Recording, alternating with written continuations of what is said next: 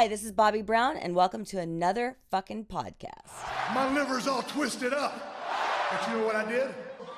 I loaded up with alcohol, more specifically vodka, whiskey, beer, tequila, more beer, more vodka, more whiskey, and more beer. Who wants an orange whip? Orange whip? Orange whip? 3 orange whips. So you're bored, are ya? I've come here to break your monotony. Let me have my piece, because I'm shooting with this one, folks. I don't care, man. The unscripted, uncensored, loose cannon of commentary. Why did you say that? Why? Why? You come out with stink like that? Poop. Your poop mouth. Poop out of your mouth. See, son? Old legends never die. They just lose weight. Like a legend and an out-of-work bum look a lot alike, Daddy.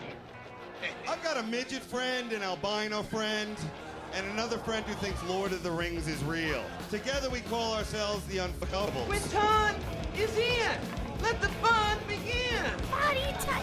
You guys are an asshole, man. I've never heard of Banjo. Take off, you hoser!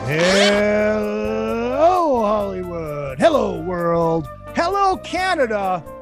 And hello, my loyal minions. It is good to see you, and it's always good to be seen. My name is Izzy Presley, and this is Metal Edge Magazine's Another Effing Podcast, Hard Rock's premier podcast, if I don't say so myself. Oh, I think we did say that ourselves. Yeah, that's right. We did say we proclaimed it ourselves. I mean, it is self-proclaimed, but god damn it, it is worth it. All right. Great show coming up for you tonight. Darrell Millar. Darrell, is it Millar or Miller? It's Millar. Oh, okay. It's an AR, you know. Let me give you history quickly on it. Millar AR is simply Scottish, and Miller ER is English, but they're both pronounced Miller. And if it ain't Scottish, it's crap. You got it. Both these crap. Right from Saturday Night Live. Attaboy, Paul. See, we're all on track here. That's all that matters. And since I did play the Drunken Summit intro because, well, I mean, there will be drinking involved tonight, and I decided that the official drink of tonight, in honor of Mr. Darrell Millar, Darrell Dwarf, the Bahama Mama, the rock and roll pirate. You got to get me one of those. Here. No, you got to hook me up with that when I see you, that drink. You got me, just like that. Izzy's the David Copperfield of alcohol. Izzy, tap the finger and a new one appears. That looks tasty. Oh, it is damn delicious. So, it is my own personal Bahama Mama mix, by the way. Izzy, what I was just gonna ask, what is in your Bahama Mama? I use regular Bacardi, I use Malibu, and I use Captain Morgan. Okay, so just for the record, you are never allowed to ask me about my vagina or tampons when you see me drinking a hard seltzer. Okay. Well, Paul, considering I did drink a bunch of these the other night, the new Sammy Hagar hard seltzer, which is a rum drink. So, all right. So we are on track. Just really quick, make sure you guys hit up all the social media at Real Izzy Presley all the way across the board, Twitter, Instagram, and Facebook. And of course, the show page is Another Effing Podcast on the Facebook. And there's a shop now link. If you guys want to help keep the lights on, you can buy t-shirts and more t-shirts. And you can also buy these killer iPhone covers too that have me on them. These are beautiful. Lots of great stuff. I think those kill her. They're not kill her.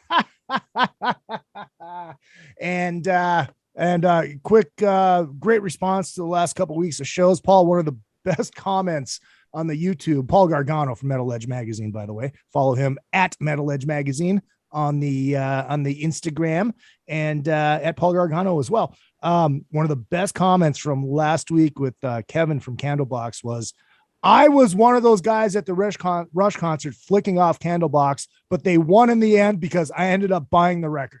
That is awesome. That is awesome. Yes. Love so that. our guest tonight from Killer Dwarfs, one of my favorite fucking bands, And I already hit the take off you hosers at the top of the show because I figure I'd get it out of the way. I was to say, is it just going to be nonstop every time he talks? Well, that and every time somebody pops in the chat room, by the way, too, because there will be a lot of Canadians popping in the chat room.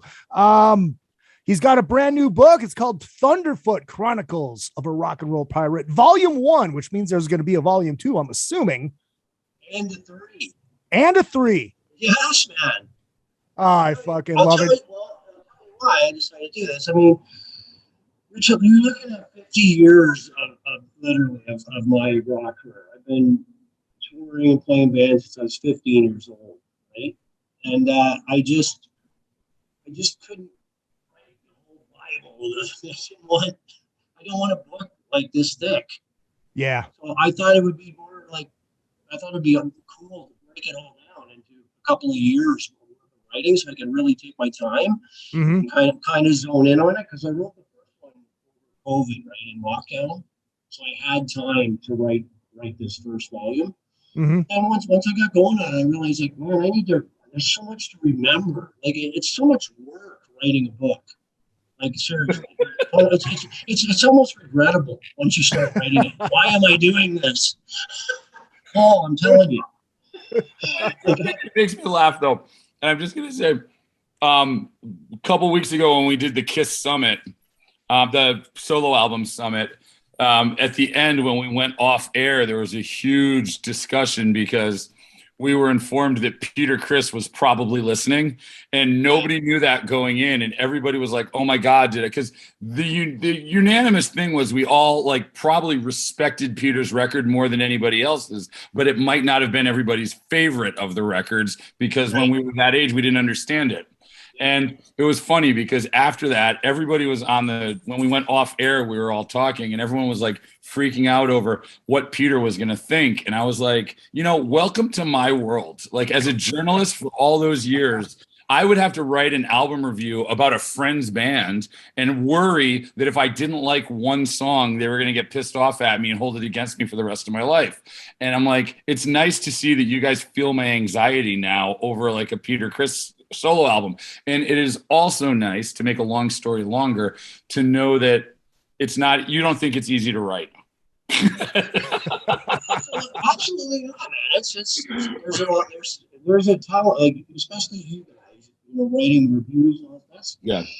That has to be hard to do, and you do it all the time. And again, you must worry a little bit. Well, I want to be honest, but then I don't want to crucify the guy either. It's just that's a tightrope you're walking on that. I mean, writing a book is, you can relax and just, you're not. Well, you can get sued if you say certain things about people. Yeah, right. Hey, Dunk, why don't you try this? Why don't you unplug the headphones and try it with just a computer mic? Oh, is it cutting out? Yeah, it's yeah. That's no good. All right. Well, now you have to try talking. No.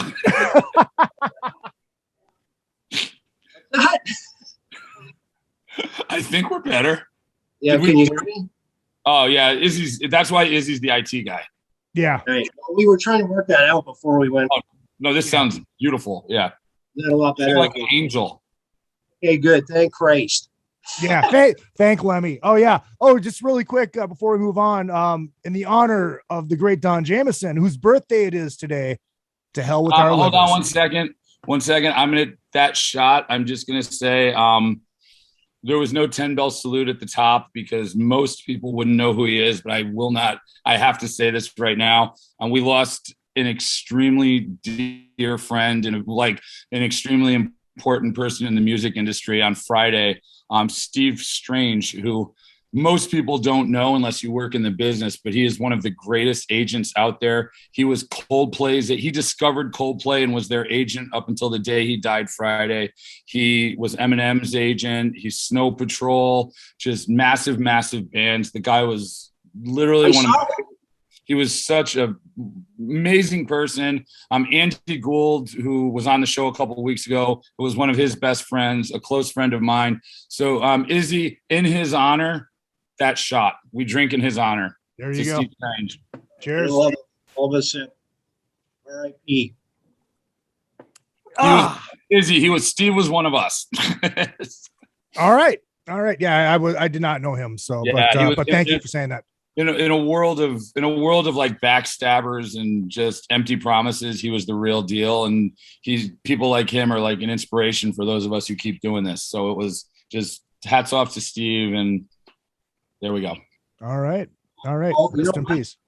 Just on that note for a minute, I got my book here. I just wanted to, because you're on that note, I want to read this. I was shocked at the amount of friends that we've lost lately, like this man here that you're just talking about. And I did it. My dedication in the book is actually to the fallen guard of rock and roll. And so I just want to read it because this is the short list, and it's shocking. It is. So my dedication page says, "We have lost so many of the greats while writing this book. I dedicate this to the fallen guard. This is the short list. R.I.P. Neil Peart, Rush. R.I.P. Eddie Van Halen. R.I.P. Dusty Hill, ZZ Top. R.I.P. Greg Looper, audio engineer. Adam Cree, audio engineer. Joey Jordison, Slipknot. Jeff LaBar, Cinderella. Phil Narrow, Talus. Doug Swain, drum instructor. Bill DL, management. Robbie Steinhardt, Kansas. Brian Howe, Bad Company. Bill Withers, solo artist. Kenny Rogers, solo artist. Lynn Richard, solo artist. Johnny Solinger, Skid Row. Tony Katane, music media personality. Doug Inglis, Gatto. And last but not least, Jackson, Rush Dwarf's dog. Mm. During the writing of the book. Dunk, I'm not gonna lie, that is better than the Grammys and the VH1 music awards list that have happened. That is more complete. I thought I had to do that. I mean, just the top three: Eddie Van Halen, Dusty Hill. Yeah. Like, what the hell? Yeah, and then since that, Charlie Watts. I know the book was already out when Charlie died. I mean, it was printed and everything was going to print. So. That's just Dusty wasn't that long ago, so you're holding a freshly minted copy of that book because Dusty wasn't that long ago, so it got printed relatively quickly. Oh yeah, absolutely. Yeah, just at the end of August, basically. Yeah. So Dunk, this is your second book. So what? I didn't have a chance to get the first one. What was the first one about then? Yeah, it's kind of strange how now I'm in the book business. You know, like. I mean, it's a weird animal. I in my mind, I was thinking, well, I definitely tell a good story. I think when I'm a little older, I'll get into writing some books, because I don't think I'm done yet. But how all this happened to begin with when my dad passed away. My dad passed away 4 years ago. He was 93. He lived an amazing life. He was a pilot. In World War II, he was a jazz piano player, amazing talent. And when he passed away, I was all prepared for it. He was in long-term care, right? I was prepared, but it hit me when he actually did pass away. Like it kind of hit me in the heart. I was like, wow. And all these memories flooded back of my life with my dad. And it turned out that he had saved my life a couple of times from drownings and a boat accident and all this stuff. So what I started doing is I started writing down stories, like memories of my dad, just for my own grieving process. Nothing to do with reading a book or nothing. This is how this happened. And as I continued writing day after day or week after week, it turned into this book, Guardian of a Timekeeper.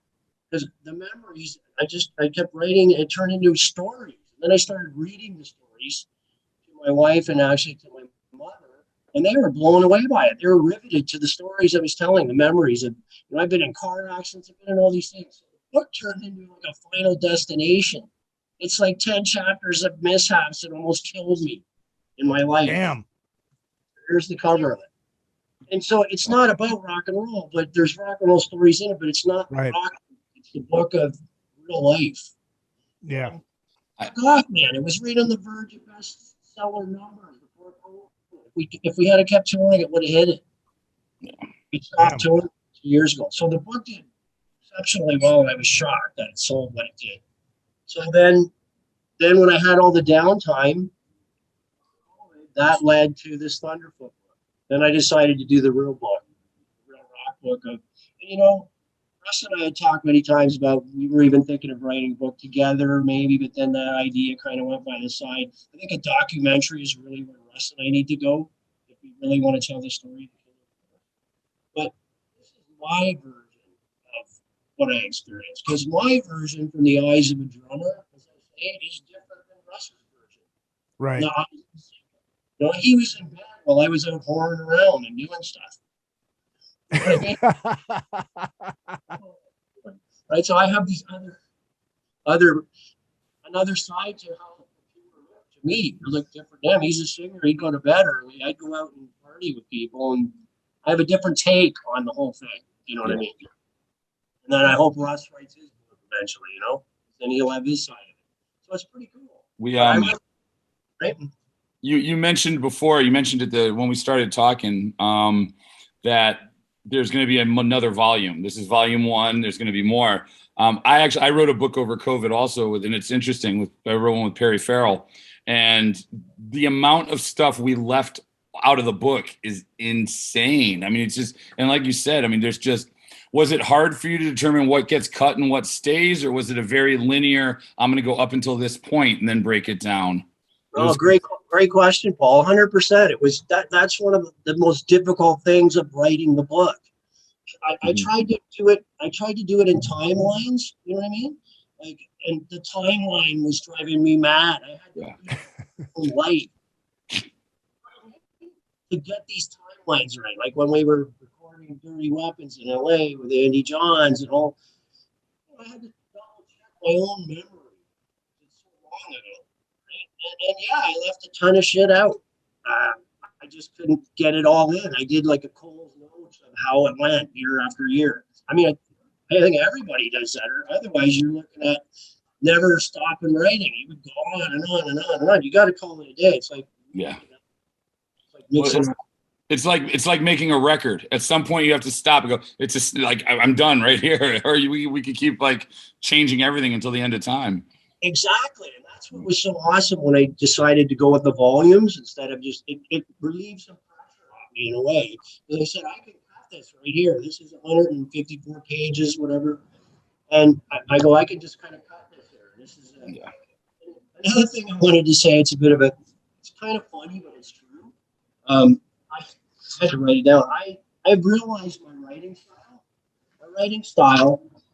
I write books for people who don't like to read. Beautiful. I am to read. I'm not. Hear me out here, boys. This is my new motto. I will tell everybody this. Here's number 1. There's 3 lists here. Number 1, geezer-sized font. Okay. Jungle Book. Okay, but it's a little larger than like Neil Peart's text in his book. Yeah. Number 2, there's pictures at the end of every chapter. So you get some nice little pictures at the end of every chapter, right? And breaks up the reading part for a second. And number 3, it's action-packed short chapters. So you read my whole book on a flight from Chicago to LA or whatever. You know what I mean? Nice. And everybody's telling me, they're going, dude, I love this because I haven't read a book in 10 years and I read your whole book today. And loved it. So I'm helping the world be literate. I love that. It's funny because somebody gave me Stacey Blade's book and it was the exact same way. Huge font. I'm like, oh, I love this. This is great. I know it's not being funny. I mean, I'm looking at my audience, man. We're all like 50 years old. These are my glasses I'm wearing. These are, hey, Marlo, hang on for a second. My dog's trying to get a bone from under my couch. Here we go, bone with the dogs. Mine already. I already barked twice. Yeah, so we're good. Sorry, I said so I don't know. He's after something underneath me here. It's the peanut butter, isn't it? This is real television, folks. Live television. I got a corgi. He's a little bastard. Oh, that's what mine is too. We'll have to do dog show and tell when mine comes over. Mine ran off somewhere, probably to pee in a corner. I don't know. Yeah. I'll let my daughter deal with him and get him out of here.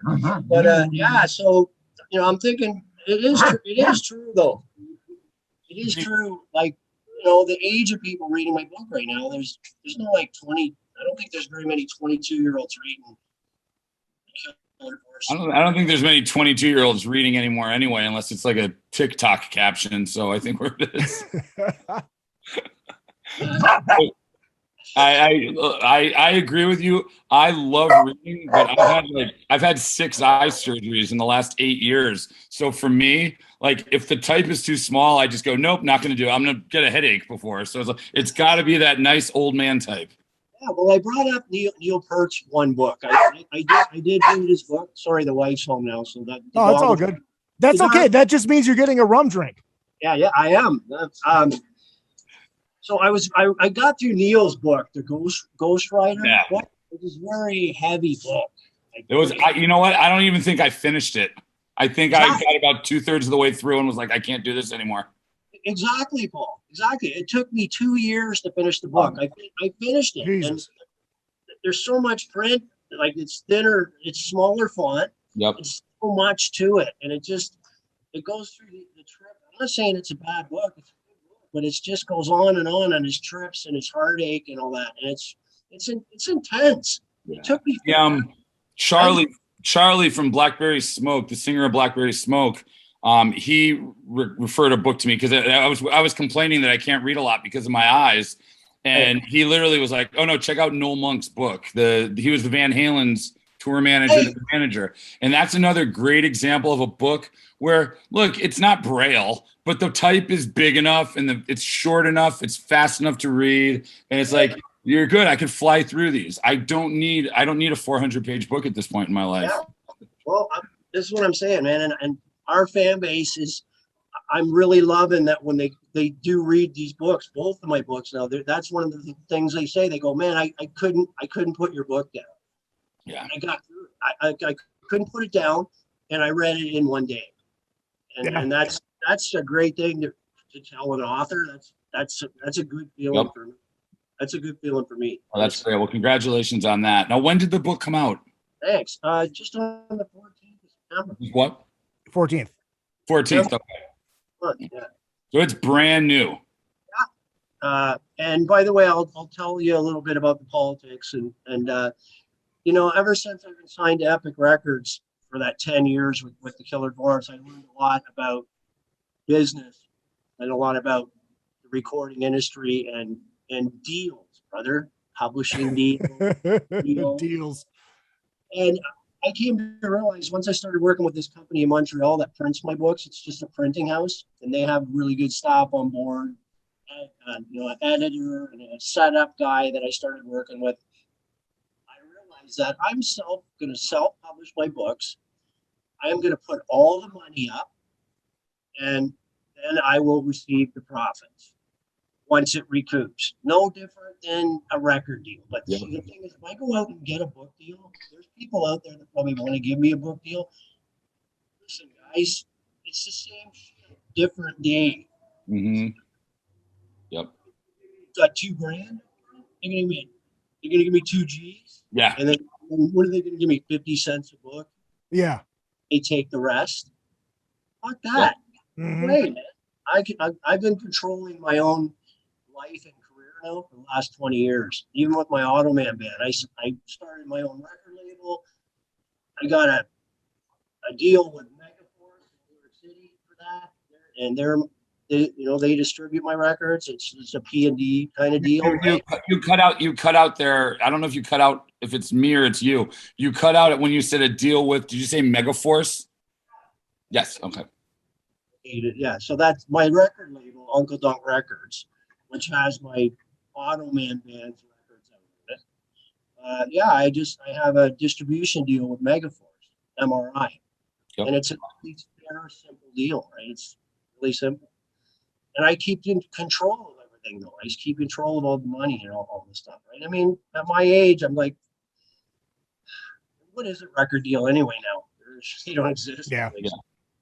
Right. No, right. for what are they going to give you? Like $4,000 or $5,000? Like no one's giving out that much money right now for unless they know you're going to sell 20,000 records, you're not getting anything anyway. So it's like, and $4,000 or $5,000 sounds like a lot of money to some people, but for what we do, it's not a lot of money. It's just and think about what you just said. Unless you're going to sell like 20,000 records. Yeah. Well, that's a lot today. That is, well, I'm talking about advances, but yeah, I mean, the way advances work, it costs the amount of money it costs to make a record. If you could afford to put it up on your own and you have the avenue to promote and you have the intelligence to be able to do it the right way and not cut corners, you are better off on your own these days.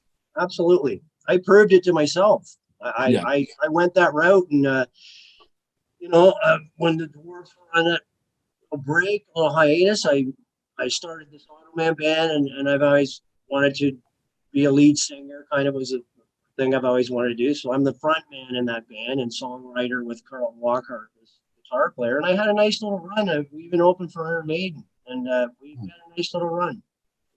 Band's still around, but not really right now. Yeah. That's my band. That's really my band. Number one, always. Really. Yeah. Yeah, Dwarf for life. Yeah, everything else is side projects and blah, blah, blah. I just like to keep busy, man. I'm not a guy that can, even during lockdown, I have to be doing something constructive.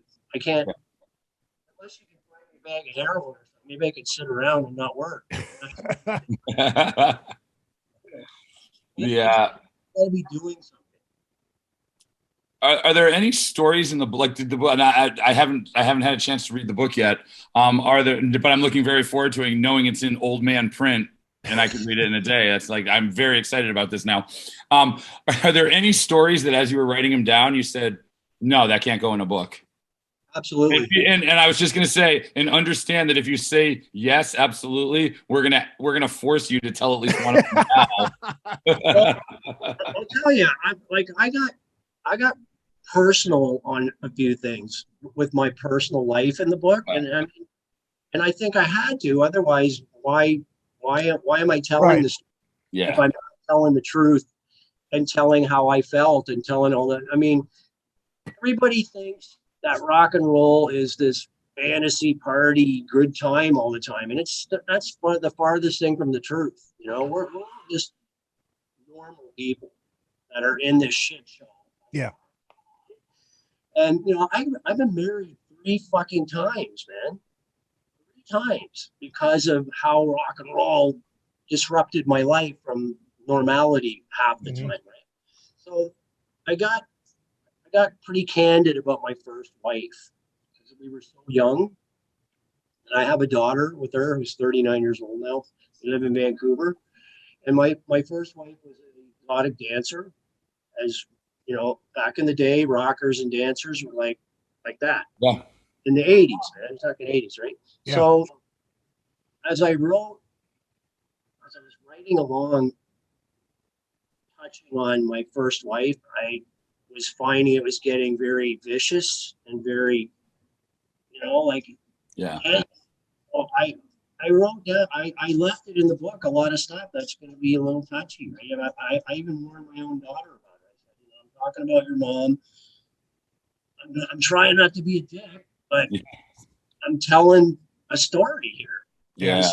This is sort of how it went. So now that some people have read the book, they told me it was fine. Yeah. Dude, you were fine. But in my heart, I'm feeling like, that's pretty heavy. Yeah, right. Probably gonna hate you live through it, which makes it different. Yeah. Right. And it's kind of, in a lot of ways too, when you're writing stuff down, and this is again, I'm only the only book experience I have is with Perry, but he was even telling me, as he was telling me stories, like a lot of times he told me, he's like, you have stories nobody else has. And he goes, they might not be fit for print. I don't know. And it was like ripping scars off for him, because it was stuff that he hasn't thought about in like 20 or 30 years that all of a sudden, and again, it's just, as you're sitting there, I mean, for us, I just put a tape recorder down. I put my phone down taping at his dining room table, and we would just talk for 6 hours, and that was it. And it's amazing some of the stuff that you just start digging up, you realize, and especially like you talk about an ex, it's just you start to relive a lot of that in your head. And yeah, absolutely. And that's what I went through. The exact same thing that you're talking about with Perry, right? Were you a ghostwriter with this thing? Are you like a ghostwriter? I'm credited, but the way the book took like 3 different directions as we did it. So I am credited. It's the whole thing's in his voice. So I basically sat and culled through 60 some odd hours of interview time with him. And I mean, basically for the whole month of June during COVID, I would go to his house every day and just sit at his house, which let me tell you, you've lived in LA. I know you don't live here anymore, but nothing. I live in Midtown, like south, west of or east of Beverly Hills. On a good day, it takes me 45 minutes to get to Santa Monica. And I was getting to his house in like 23 minutes. Like it was insane because there was no traffic during COVID at all. You just jump on the 10 and you fly. It was like, oh my God, this is amazing.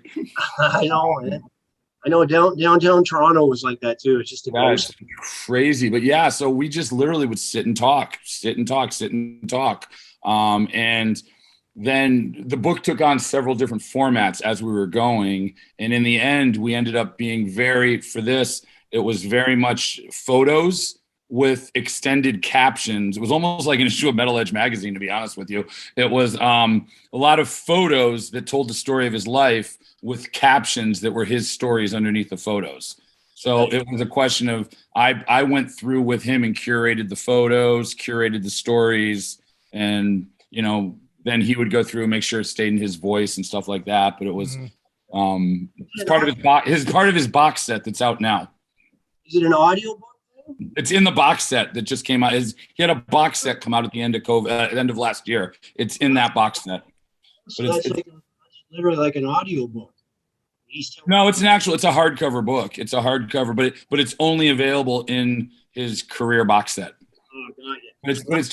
It's just such a process. And I know it's everybody I know that's written books, they say the same thing. It's this real you're like exercising demons in a way. You're just getting stuff out of you that you didn't even know. It's like therapy. Exactly. And that's why that Timekeeper book, the first one, that was totally therapy for me over my dad's death and stuff. It was weird.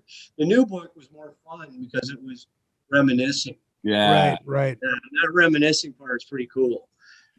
Is there any stories in this book? Because I did want to go here, and I'm going to go here right now because I don't know, like is this book like a time frame, or is this just kind of all over the map, and then the other two are going to be all over the map as well? No, that's why I was telling Paul about the timeline was driving me, because I was trying to be so accurate. Yeah.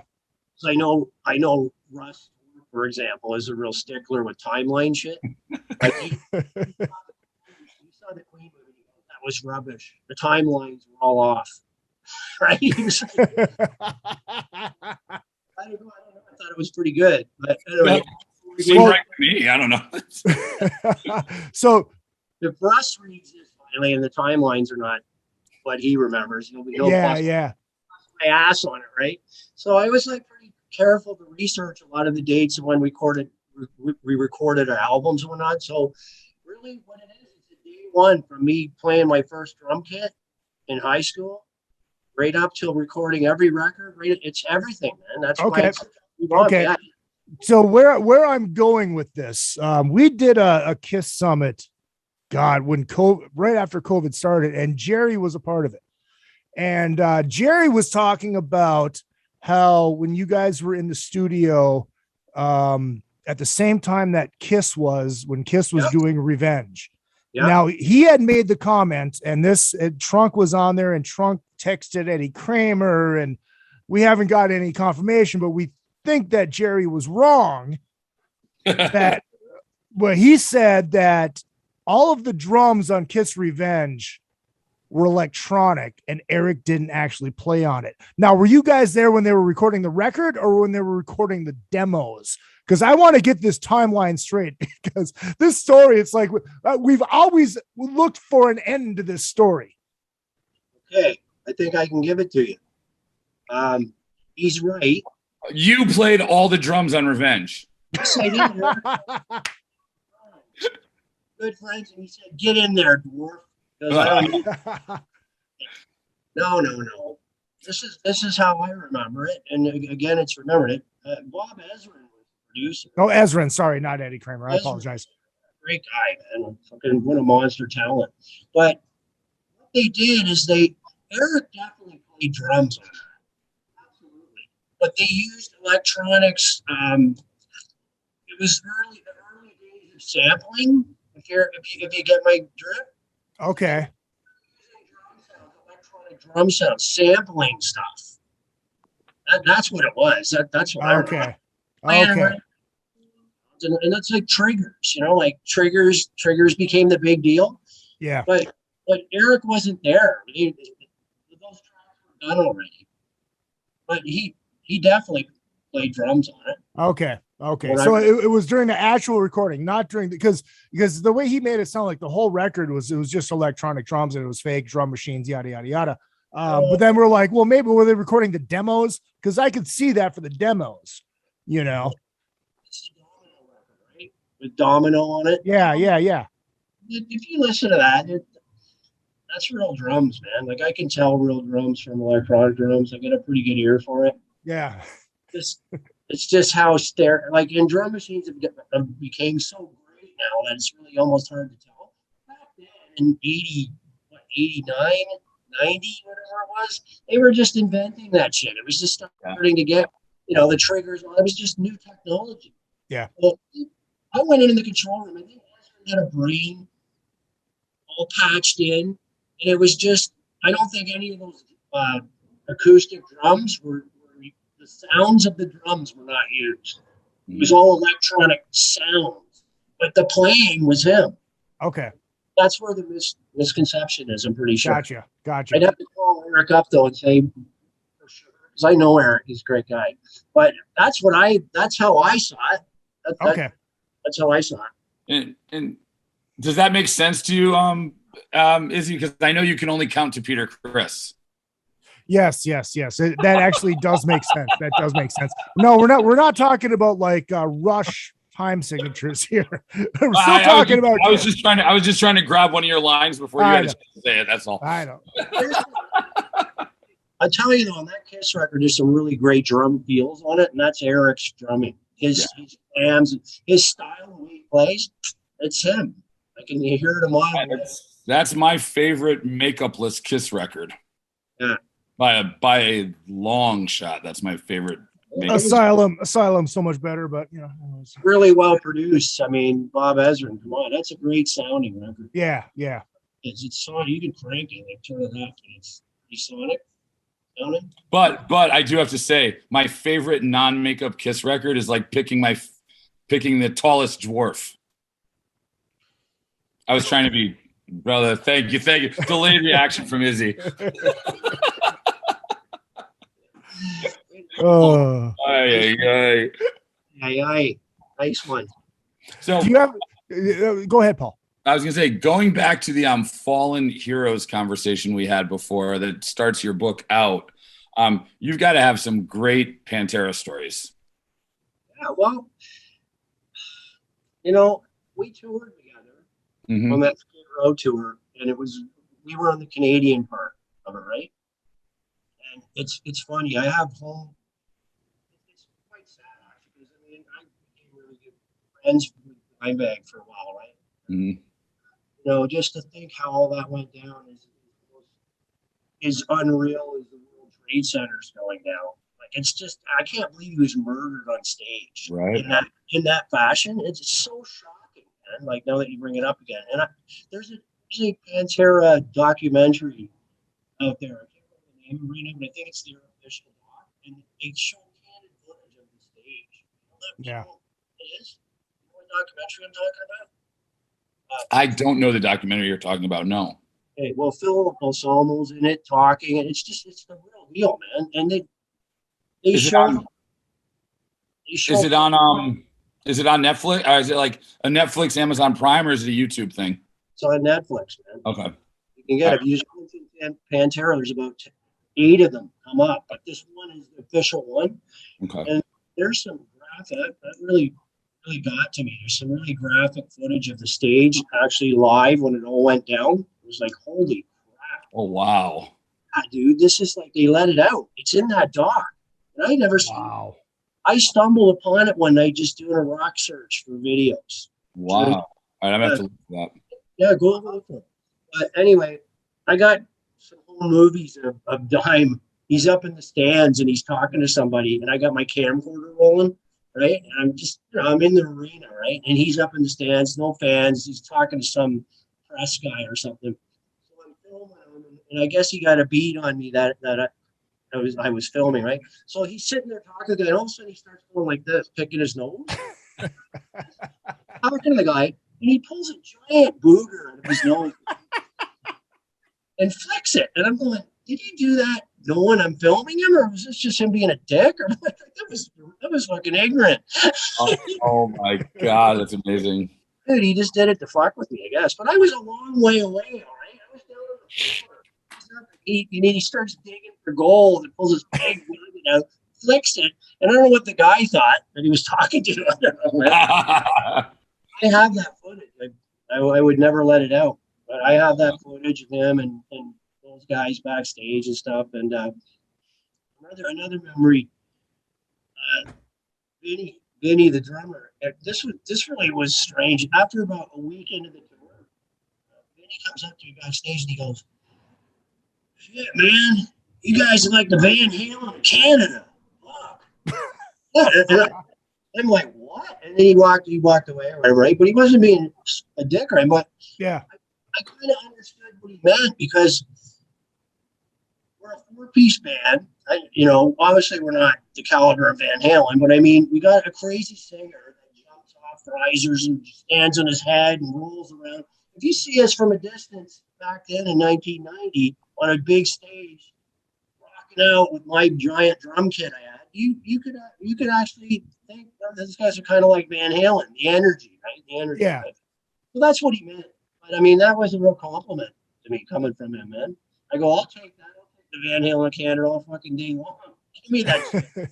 Give me that. Bring it on. But and a couple other things. I hung out with Dime and Phil on the patio of the Hard Rock Cafe in Toronto. They came to town and we weren't touring with them. And that's when I discovered this Blacktooth Grin thing that he's into. And we sat on that patio all day, man, 8 hours, and drank Blacktooth Grin shots and got fucked up, man. We got so wrecked. Such a good time. But that's why the Hard Rock always had a place in my heart. And when they closed it, that's why I played as many gigs as I could there. They loved me there. I used to eat there. My daughter grew up there at that Hard Rock. Mm-hmm. I had great memories of hanging out with Dime on that patio. And every time I walked by that patio, it came back to me again. That memory of him getting hammered with me. And I got so wrecked, I pulled my shorts down on the street that day. I was naked. I just pulled it. I hardly remember doing it. My second wife at the time went, you pulled your pants down on Yonge Street, right? Walking up Yonge Street. And I go, no, I don't remember that. Was that the moment where she became the second ex-wife?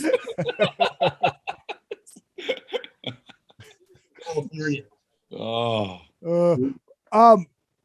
The thing that I loved about, will always love about Dime and Vinny is like how big of fans they were.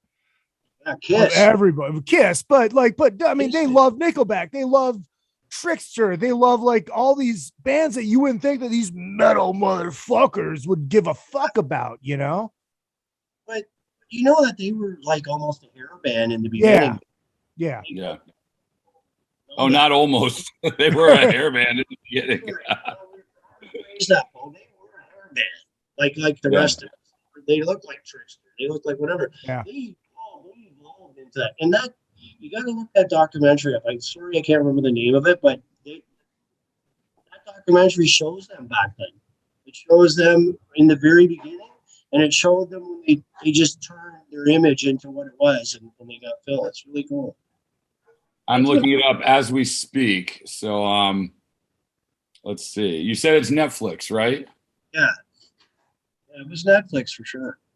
All right. Well, the thing about Netflix is just because it was on Netflix then, it might not be on Netflix now.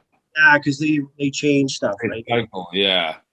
Maybe someone can tell me what one it was. Darrell, let me ask you this. I mean, we've talked about the book, but we're gonna kind of jump all over the place right for the next, half an hour or whatever we have left or whatever. The song "It Doesn't Matter at All." Yeah. Now I had heard stories about this, and I don't know if like all these stories have to stay off the record or yada yada yada. But from what's that you talk about in the book? So yeah, let's talk about this, because the story that I had heard was that it was supposed to be on one of the records, and then the like the artist manager chick or whatever said, no, don't put that on there. And you guys wanted to do it because power ballads are so huge at the time, and that might have broke you, but then you put it on the record after that, and that's when like Nirvana broke and everything shit the bed, and then you guys are kind of like dead in the water. Now, please straighten that out for me, because I was kind of drunk when I heard that story. Well, that narrows it down. Tell you the truth is, all that was a painful experience for us, and I'll tell you why. We did a video for Doesn't Matter. Remember the formula, how well it worked? Yeah. You at KNAC, like back in the day and all that. Thank you. My bartenders brought me a rum. Atta kid. Thank you. We'll have a sip. Cheers. Cheers. So Doesn't Matter was a hit song. Bottom line, it was a hit song. Yeah, it's a great song. Records had come out. We had the cool video for it and all that. And we were getting the video. It Doesn't Matter. And the formula works. The radio hits it and MTV hits it. And the sales start going to the roof. I mean, it worked like clockwork. It really did. And 30 Weapons is our largest selling record. It was taking off. And it was a changing of the guard at Epic. And some staff got fired and another person came in. I won't say their name. And we were all set to go to LA and film this brilliant video for Doesn't Matter. And we were on our tour bus. I'll never forget it. We were in Milwaukee playing Summerfest there. And our manager came on the bus and he goes, it was so Spinal Tap, bro. I mean, it was like Ian, the manager with the cricket bat from Spinal Tap. He goes, well, Epic pulled the video. There's no video. We're not doing the video now. They pulled it. We're like, what the fuck? What? They go, they decided to wait. They want to wait because of the money and blah, blah, blah, or whatever, right? So we didn't get a video for it. And it fell off the charts. It was like #1 in LA at Pirate Radio at that time. Mm-hmm. And it slowly fell off the charts without that push from MTV. Yep. Long story short, when we went to record Method of the Madness, they tried to make up for the mistake and put the fucking song on the next album. It's on both albums. They were going to work it again, trying to put it on. Right? Yeah. Madness. So it's on Dirty Weapons and it's on Method of the Madness. But then we ran out of time. And then I was sitting there watching Kurt Cobain while I was recording that record on MTV. And I go, we're fucked. I mean, this is the shit right here. This is what's going to happen. Yeah. I knew it.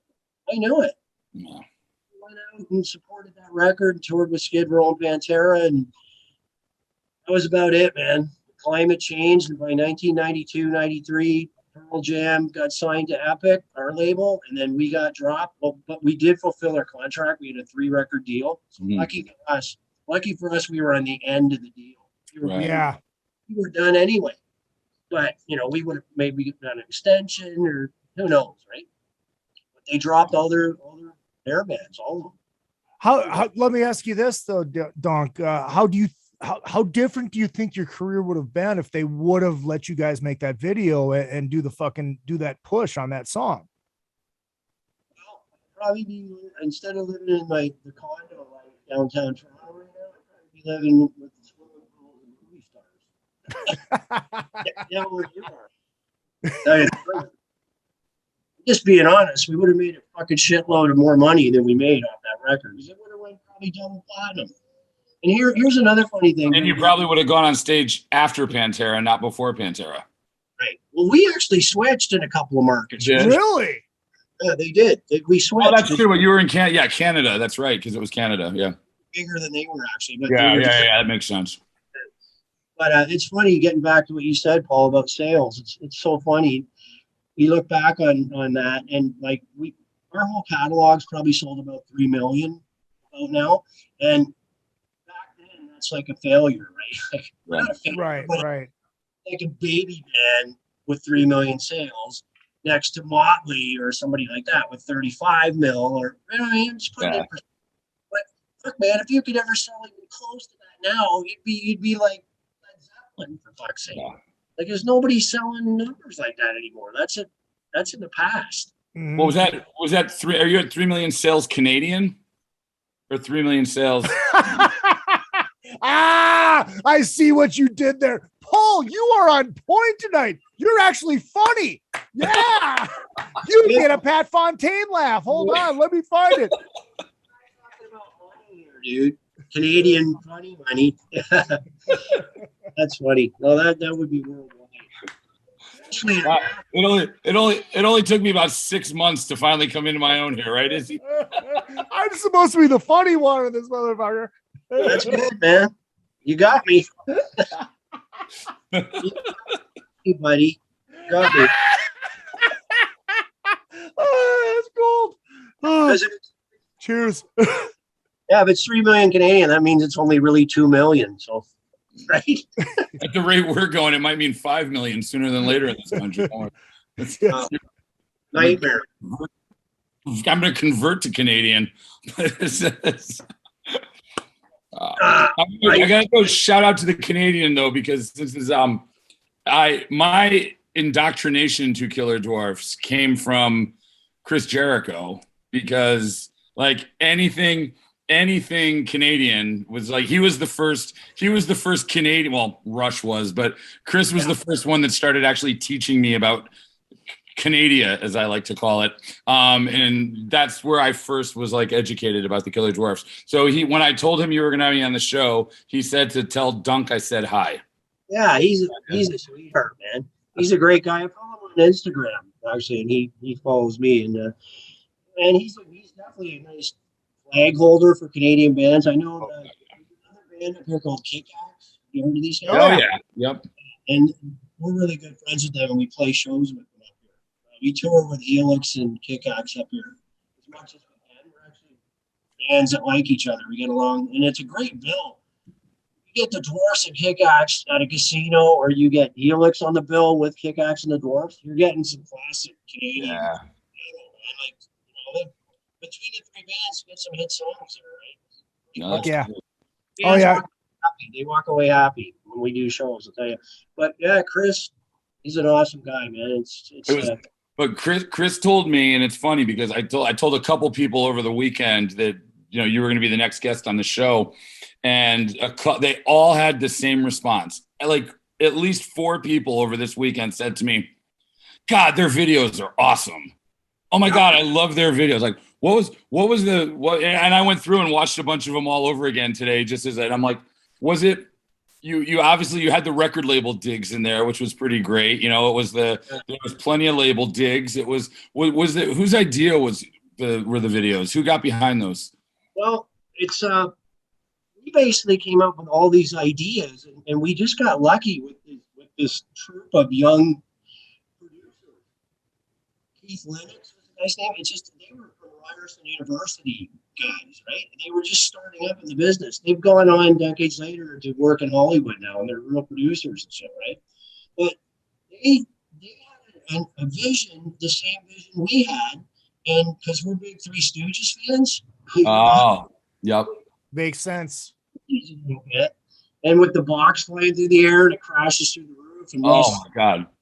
And stooge things in it, but twisted into metal right into our world. And they made that shit happen. And they did it all without the help of digital stuff. And especially like that, the videos hold up today, which is remarkable because with all the advances in digital and video technology, like you watch you watch some videos and they look really dated. You know, like I'm a huge Sabotage fan. Go watch like Hall of the Mountain King, and it's like I love Sabotage, but I cringe when I watch that video. I'm like, oh my god, that's dated. You're just like, they hold up when you watch them. Other than like some of the fashion, they hold up perfect. Right, though, you can't change what we were wearing back then, right? I mean, fuck. Yeah, but right. It's like they conceptually and they work. It's like there was stuff happening there, technology wise, that you just didn't see in a lot of other videos. So that was. I know, and these guys were brilliant because they used old film techniques, which was just smoke and mirrors. Yeah. Like that box flying through the air and all that shit. People are like, "How did they do that?" And he's like, "He's gonna get hurt." Yeah. This shit. And also was a cut-out box, right? On a pedestal with lights, plastic, with a fan blowing on his hair. That's all it was. And they were moving the camera like this, man. This is just old school.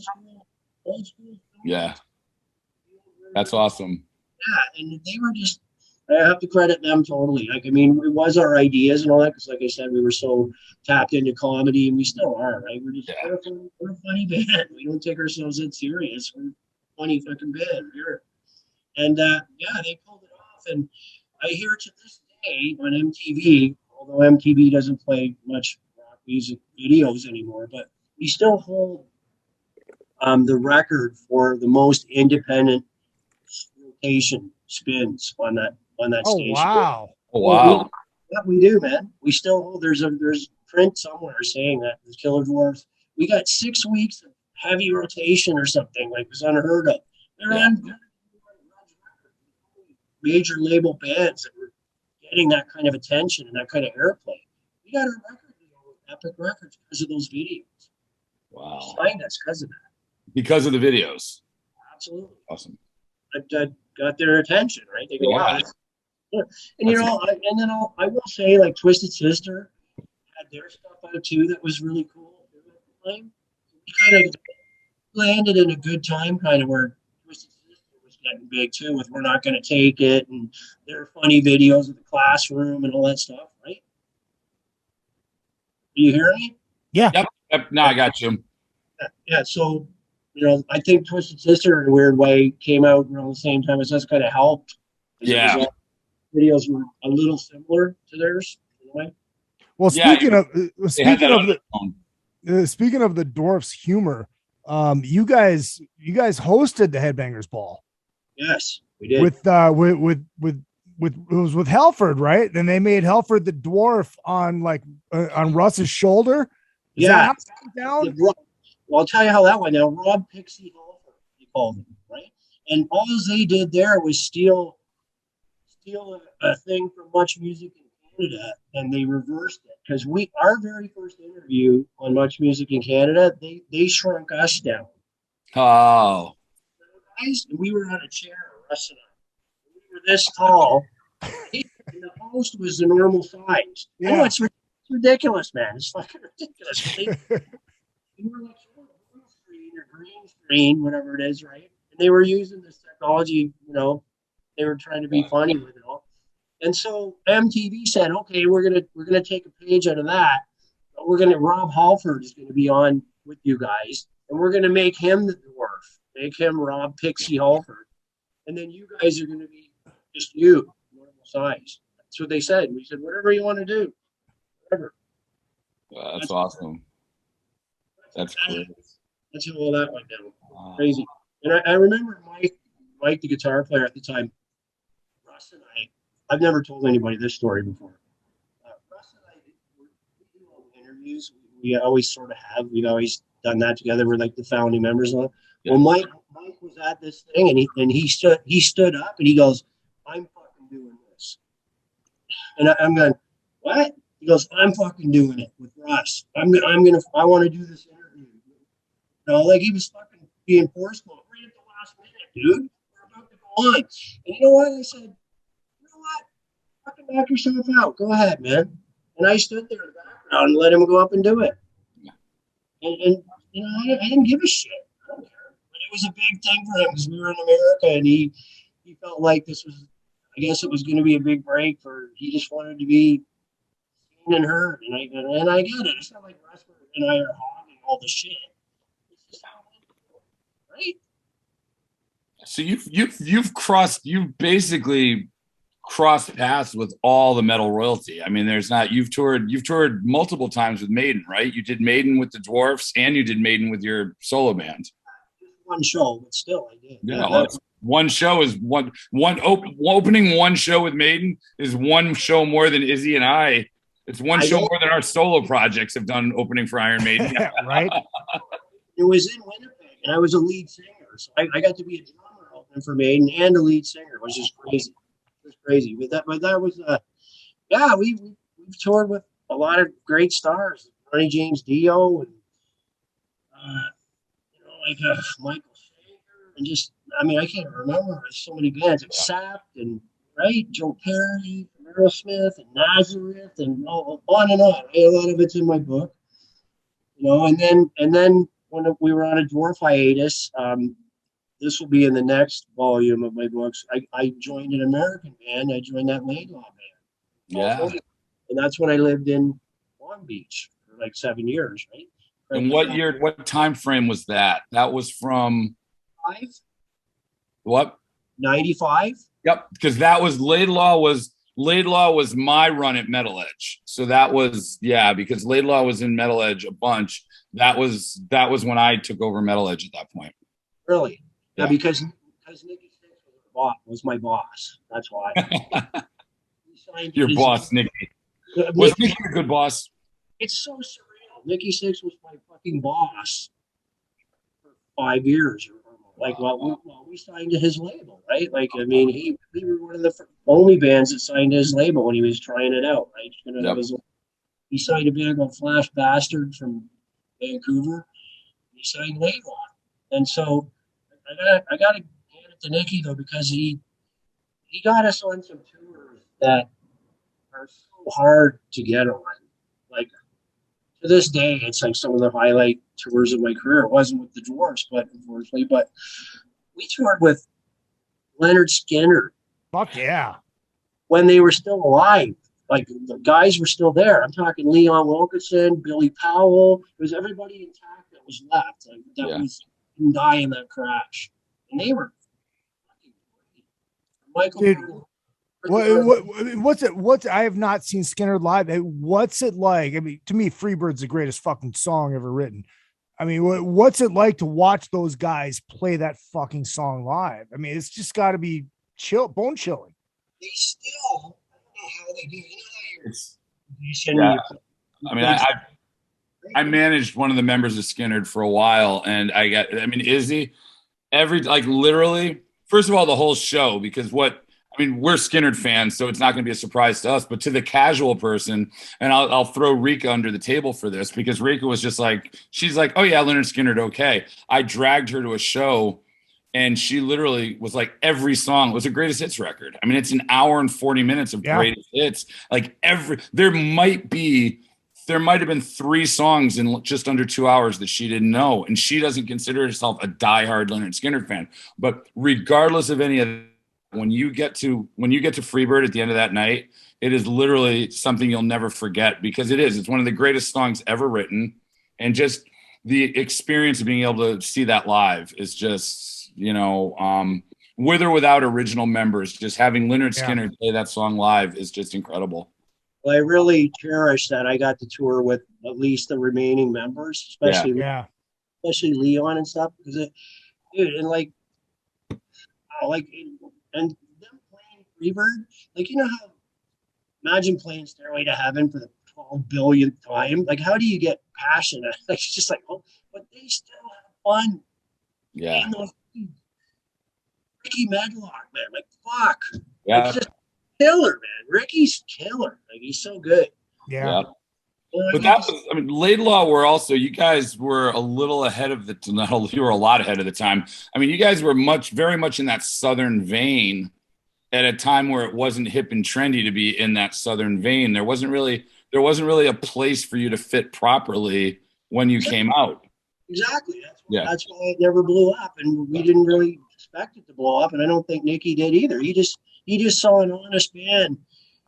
And the cool thing about Laidlaw is I was finally a dwarf in a band. Yeah. Dude, I'm 6 feet tall. Those dudes are giant biker dudes like Zach. 6'8". They're giants. The whole front line of that band's big, heavy Zach Wild type dudes. Yeah. They were really cool band, man. Like I really loved touring with that band. It was so fun. So what were another couple big tours you did? Did you tour with Motley with Laidlaw? Lots of Motley, dude. Lots. Yeah. We did Scorpions and Motley Maximum Rock Tour. Oh wow. Okay. We did 38 cities. Jesus. All the way up the east. We did the Greatest Hits tour with Motley. Yeah. That's probably the best I've ever heard Vince sing and heard Motley sound. Yeah. And they brought in gear into those theaters. The points couldn't even hold the lights. They brought in. Yeah. A dear friend of mine named Cosmo was their light man back then. He works for Aerosmith now and ACD. Yep.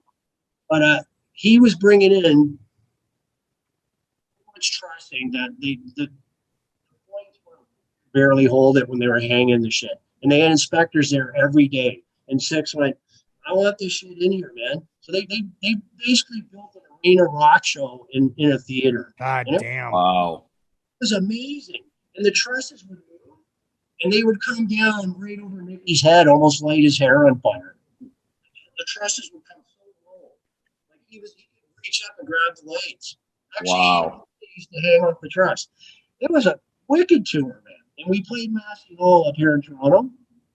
One Canadian date only. And my mother came to the show and saw Motley Crue. She was wow. 80 or 75 or I don't know. Wow. Right now, so you do the math. 30. Whatever it was. But she was the oldest person in that crowd. And she loved it. I mean, that's literally that's why we need multiple volumes of books by you, because you literally had a drum throne that experienced history at the bands. It's insane. Yeah, well, exactly, Paul. Like, I mean, I just want to take my time, man. I really do. I mean, I could have probably busted the whole thing out over COVID. But your experience now with writing books yourself. It's just I work with an editor, and the editor is a ball. Yeah. She's a ball buster. She's awesome. Her name's Sharon Lack. She's a university professor, and I used her both times on both books because she allows me to be Dunk and use my slang, but she doesn't with idiocy shit. Like all the punctuation's got to be perfect. I can get away with a few words. Like I think I used a term called I think I said what bothered me the most was thinking of her gorfing buddy's unit. Or what? You're what? I said what bothered me the most was thinking about Buddy gorfing. Oh my God. Thinking about my wife gorfing Buddy's unit. I'm letting it out, but it's just my term, right? Right. It was very true. And I thought, how is she going to relate to this? The book is 18 plus, right? Yeah. So she goes, well, I know where you're going with this. And I go, well, I want that in the book. I mean, I don't know. I can say it a different way, but I'm not. So you got to keep it. I love that. Gorfing. She allows me to do things that are, and I want some humor in it too. I want people to laugh too, right? I want it to be funny too in a way because I'm laughing at myself. Right. Yeah. Itself. Dunk, have you thought about doing one the way that Paul did with what's his lips from Perry? Yes, Perry Farrell. Right, where you have somebody interviewing you. I don't think he'd like that. I had a brain fart. I was helping him out there. He had a brain fart. When I have a brain fart, I always go to what's his lips or what's her chops. Have you thought about doing a book where you have somebody doing the interview for you and you're telling the stories and doing it that way? That's a great idea, man. But it's a little late now, though, because I've already got my geezer stuff going. All That's all right. Well, no, you got 2 more volumes to go, and now you know Paul Gargano. I'm just saying. Have I introduced you to my agent? Is he? he only takes 10% off the top. No, but I mean, to be honest, I mean, where I was going with this question was like, how different do you think a book would be if you had somebody like asking you the questions and you answering and telling the stories compared to you just going, typing them out, going, oh, this is how I remember this. You want me to be honest? Yeah. Wouldn't be near as good as my book now. Okay. Yeah, I get that. I'll tell you why, though, because I am a good storyteller. Yes, you are. I've been told this my whole life that dude, your stories, how you tell them, it's amazing, right? But, dude, your fucking stories. Oh, give me Sebastian. Give me. Dude, there was Jack Daniels and cocaine. Dude, we're on the fucking road with the fucking killer Dwarfs. My hometown of fucking Toronto. Dude, they brought the fucking party. If I close my eyes, dude, you're pretty good at that. You're a little too good. Dude, can we just talk about Kiss? Oh, Sebastian's on tour though now, is he not? Yes, he is. Yeah, he's out there, right? Let's get off topic on my book for a second. Let's talk about touring, because I'm going to tell you about a tour date we have. I can announce it here for the first time. Nice. Not announced yet, but I talked to the promoter last night, and he told me I could announce it on the show. So, breaking news, Izzy. Do you have a breaking news flash? Right, I don't. I'm gonna check the chat room to see if Rob says this is okay.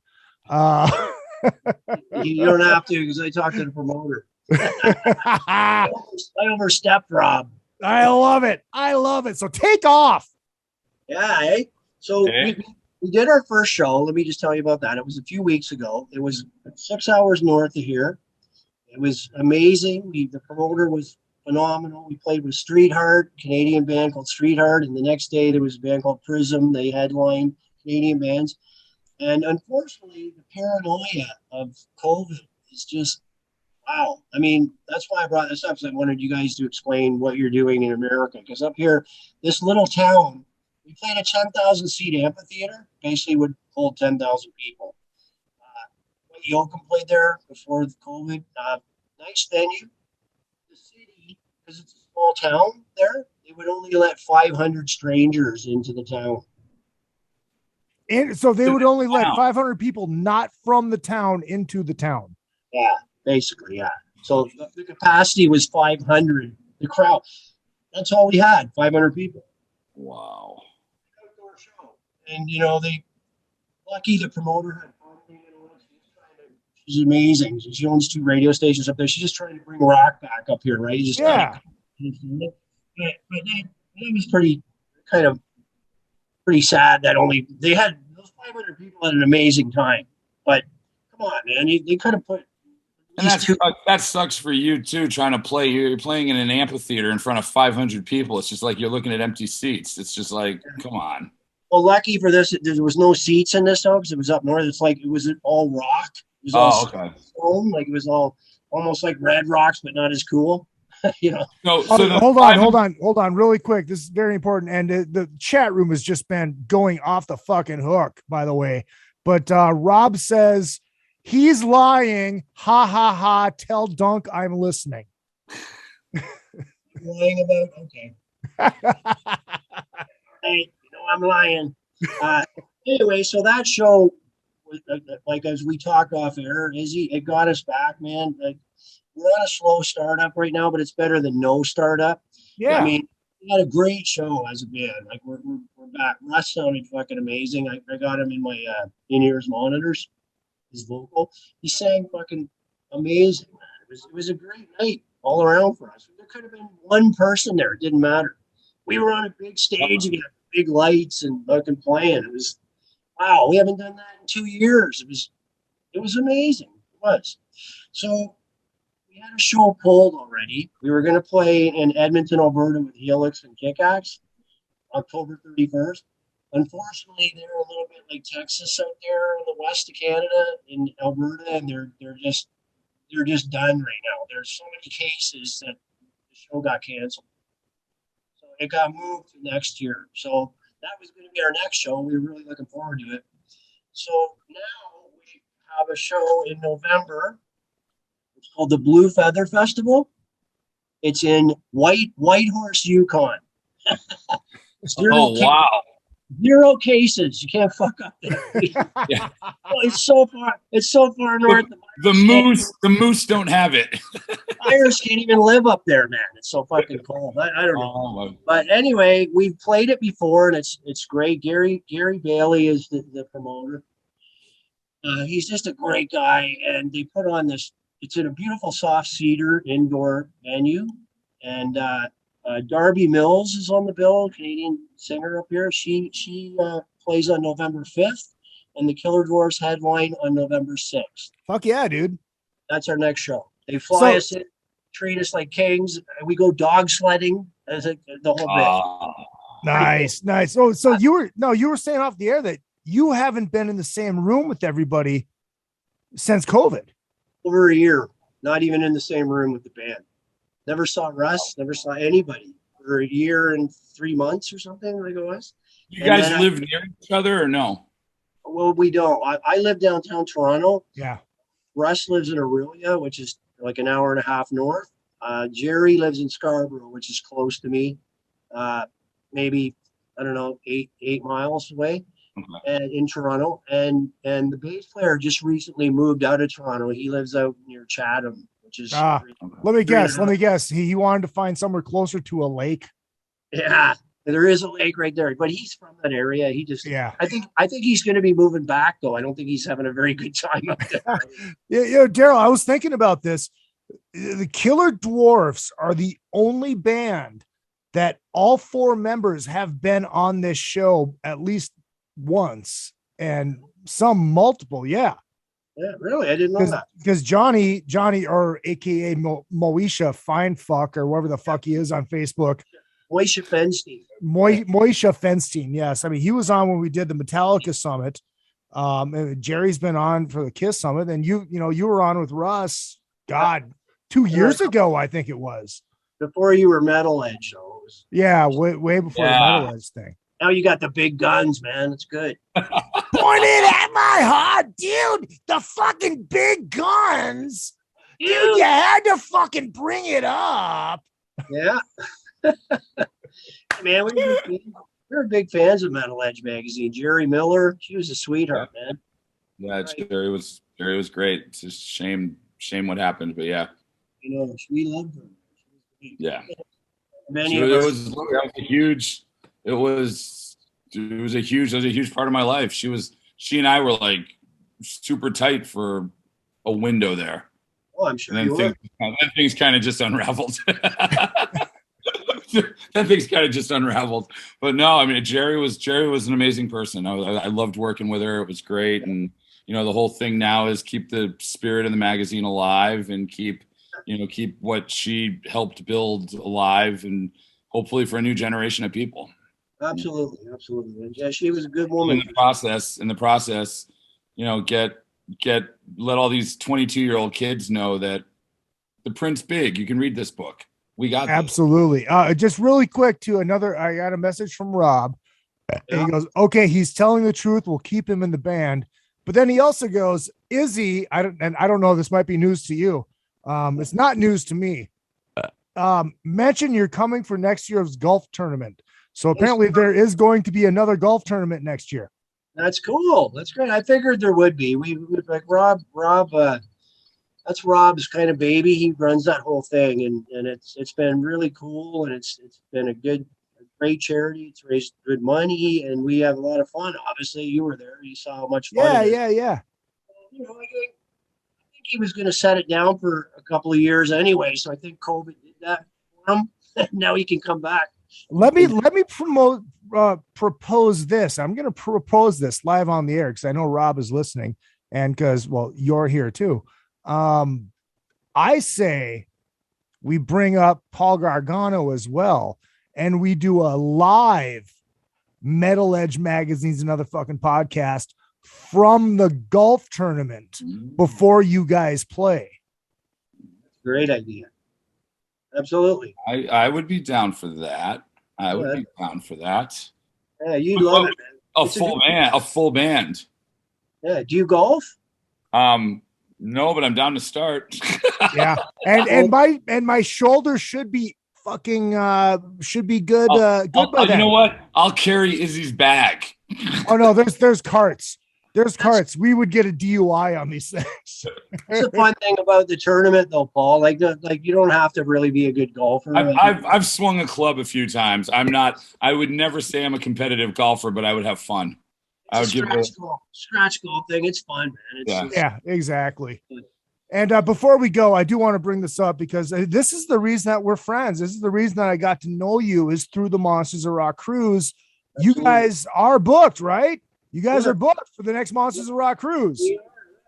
We're on it. All right. I love it. I fucking love it. Alice Cooper, man. We're on it with the That's right. That's right. And when is that cruise? February. February. Yes. Okay. February 2022. And you know I'm a big football fan. The Super Bowl's on it again. Oh, it's over the Super Bowl again. That's right. Last day. How cool is that? Oh, it'll be I want to say it should be the Vikings, but I put money on the Vikings to win the Super Bowl. Which means they won't. Which means they won't go to the Super Bowl. Plus, because it's the Vikings. Rams look good yesterday, man. Wow. Who?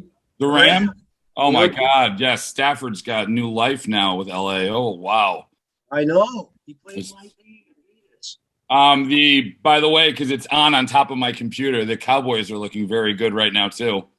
I'm gonna watch it as soon as we cut off. Yeah, the Cowboys are looking pretty damn good. But yeah, the Rams the Rams are fuck the Cowboys. Pearson pushed off, god damn it. Yeah. I'm not a huge Dallas fan, but a Cowboys fan, but they're not doing bad tonight. Prescott. Is Prescott back, right? Yeah. Yep. And he's healthy. Yeah, they look good. Man. It's more of a fantasy relevant game for me because I just was a little bit behind and now I seem to be caught up. So that means Ezekiel's having a good game. I'm happy. Oh, cool. So, Dunk, if people want to find the book, which is called Thunderfoot Chronicles of a Rock and Roll Pirate, Volume 1, where can they find that motherfucker?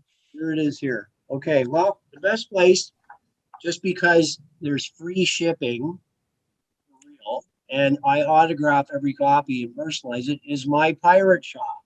Ah. I have my own store. It's called dunkspirateshop.com. dunkspirateshop.com. Yes, DUNKS pirateshop.com.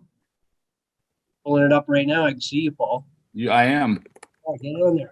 Look at it. I'm going to show everybody just how easy it is to order this book. Yeah. Order one for me too, because I don't have money to drive fucking Lyft gas for Lyft tomorrow. Dunk's Pirate Shop. I love it. Enter. Yeah. I see you. Chronicles of a Rock and Roll Pirate, Volume 1.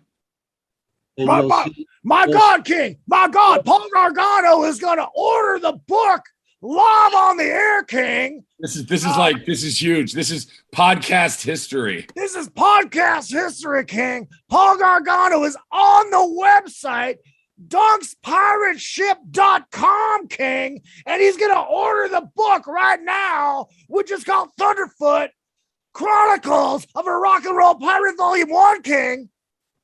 All right. Let's see. I'm on the. Well, no, I want two of them. You scroll down. Buy two. You want two? Is there? Well, I'm buying two because I'm going to buy one for Izzy. Yeah, he's going to buy one for me because I'm poor. It's a shopping cart, so it should be. Izzy's a kept woman. Oh, Jesus Christ. Paul, you have been fucking hilarious tonight. You again get a. And that's in American money, not Canadian. Oh, wait. I thought this is. All right. So when you see, I'm just going to give these go straight to you, correct? Yes, absolutely. So I'm just letting you know right now, when you see the two for Paul Gargano, yeah, one of them is for Izzy and one of them is for Paul. Okay, no problem. So Is that easy enough to remember, or will it give me a memo note to put that in? Oh no, I'll know, Paul. Of course. I mean, I'll know. I mean, because there's going to be thousands of orders coming in while we're while we're on the air. There's going to be thousands of orders. I just clicked pay now, and I'm done. This is paid. See, it was pretty good, right? Let me tell everybody what a painless. Now I'm going to go through and look at all the. I should have bought the first book too. I didn't even think of that. You can do that. You can do that another time. But I just got a notification on my phone that Paul just bought those books. There you go. See, I'm not even lying. Hold on. I'm not even lying.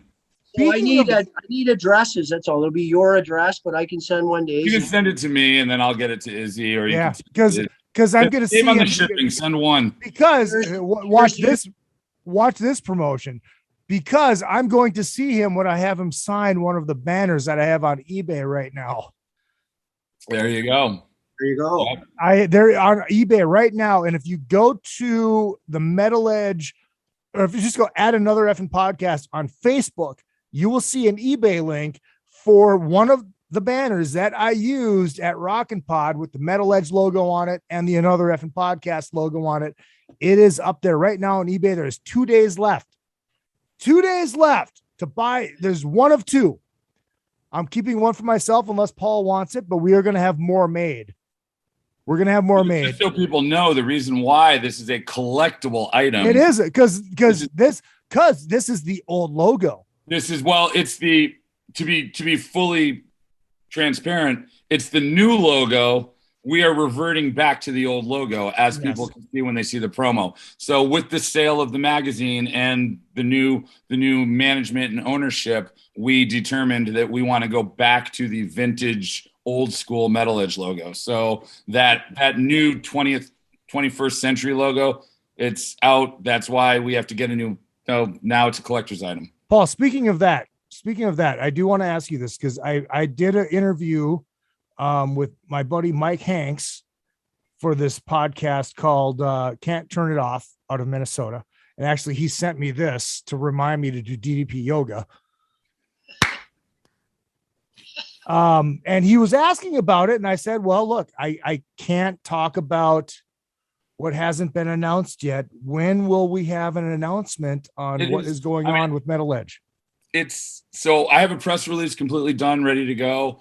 I don't want to. I've had several meetings. Like it's done. We're right. We're fully. It's just the plan is to roll out publicly. Like we're gonna have a launch website, the whole bit, and we are probably gonna hold the press release off until we have the website ready to go. Because that's fine. That's fine. Why put an announcment out and not have a website ready to go? Right. But the reason I did want to bring this up because I want to give a heads up to the listeners.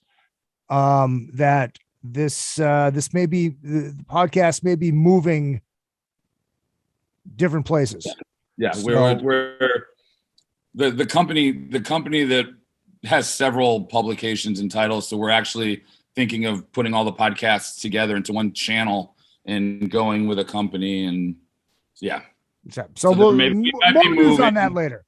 Yeah, more news on that later. But it's it's all good things. And but anyways, so about Dunk playing during the Cruiser Jam, during the Cheap Trick Jam, with the Cruisers on the Monsters of Rock cruise. So this year I played a Grand Funk song for you last time. Yeah, no, was it a Grand Funk song? Yeah, man, I played for an American band. Oh, that's right, but it was a cover of it because it was What's this year? What is? It's fucking Cheap Trick, motherfucker. All right. Mommy's all right. Daddy's all right. I'm going to say this. This is an announcement. If there's anybody from the cruise listening, this is an announcement. And I don't know who's going to be playing drums on it because I don't know, but it will be one of the band people. Because I haven't seen the schedules yet because it's way off. So I don't know when to schedule. There's going to be 2 nights, 2 different set lists. And one of the nights will be We're Gonna Raise Hell. And what we are going to do during Gonna Raise Hell, because it is a plus 9-minute song, we're going to swap out people in the front during the song. but the drum will remain the same because they have to keep that fucking beat through the whole thing. So if I schedule that on a night that you guys are not playing or not during one of your sets, I would love you to be the drummer for Gonna Raise Fucking Hell. Sure. It'd be wicked. I'm just, my head is spinning as someone who manages bands. I know how hard it is to keep one band on stage for one song. You're going to switch bands mid-song. Maybe twice. Oh, come on. No, dude, maybe twice. Maybe twice. Well, if I wasn't look, already hold on. If we do the 13-minute live version of the song, we could technically have 2 swap outs before and after the guitar solos. I don't know. Just thinking out loud. I think we should live podcast the calamity as it's happening. We could make it happen. I think I'll be Jim Ross emceeing like from the side. My God, King! My God, they got a new bass player, King! My God! My God! Tony Garcia's here! My God, King! It's Tony! It's Tony King! Oh my God. Oh shit. Anyways, so yeah, they want to get the book. It's at DunkPirateShop.com. And wait, I'm glad you did. And it's also at Amazon though. Nice. Amazon has the right. They're the kings, the big thing. So it's worldwide. Yeah, but let me repeat the shameless plug. If you buy it from Amazon, and I love me some Amazon, if you buy it from Amazon, you don't get the autographed copy. Exactly. That's why I mentioned the Pirate Shop. And it might show up with a bent cover or something else. Yeah. Let's face it, it's Amazon. And I love Amazon, but they have their own printing house and they print the damn thing. I get mine from a high-end quality company in Montreal. So the book so you have yours. Are yours print on demand, or do you have a stock there? And mine are printed by a printing house, and they ship me boxes of them. All right, so you have actual copies, whereas Amazon is print on demand. Yes. All right, and I will say this. I have ordered a few of my friends' books off Amazon, and print on demand is bullshit. I don't like it. So I'm even happier that I got the book from you, because the print on demand stuff just falls apart. They don't have it. I hear well, you. Look, and I ordered one just to check the quality out. It wasn't bad, but it's not as good. It is good. Yours is better because yours is autographed. Yeah, and look, in Dunk's defense, if you do order one from him and it comes with a bent cover, it's probably because he was drunk. I'm a pirate. We don't get drunk. Or he had a little bit too much poutine that night. Whatever. Poutine. Yeah, I'm not French. Oh shit, Dunk! I got to tell you something, and I know I played this at the top of the show, but there's a lot of Canadians listening right now and in the chat room. Yeah. So, I love you, and it was fucking great to see you. And I'm gonna hit my outro music really quick because it was a pleasure. We've never had the opportunity to do anything before. This is a pleasure, and I look forward to meeting you on Monsters of Rock, if not before then. Yeah. Oh, it was excellent meeting you, man. You're awesome, and thank you very much. Look, very nice of you to do that. Yeah, it's great to have you back. Just saying, while we're still on the air, I'm going to say this: if you are going to Monsters on the Mountain, I'm going to be bringing back the Izzy Presley show very, very soon. I've got some interviews from Nashville about Monsters on the Mountain that'll be on another show, but there will be a live recorded Drunken Summit from Monsters on the Mountain. We will make that happen. It will be multiple people, and we will not embarrass Richard Kotzen like happened on Monsters. But that's a whole other story. Fucking dunkpirateship.com. Get the fucking book. Metal. God damn you, drunk. I've had 2 fucking Bahama Mamas. Heavy on the mama, god damn it. Anyway. It's a friggin' Bahama Mama. You shouldn't be drunk off 2 of them. They're heavy on the mama. Oh, I'm a big supporter of Metal Edge, and I will support everything you're doing. And congratulations! And thank you very much. And I'm can't wait to read the book. All right, I'm a big supporter, man. I'm with you. Thank you. All right, we'll say goodbye off the air. On behalf of Paul Gargano, my name is Izzy Presley. This has been Metal Edge Magazine's another fucking podcast. See you next week. Do we have something lined up, Paul? No. All right, cool. We'll figure it out. See you next week. My name is Izzy Presley, and I can't say what I want to say, so I'll just say good day. So take off. Take off, man. Hey.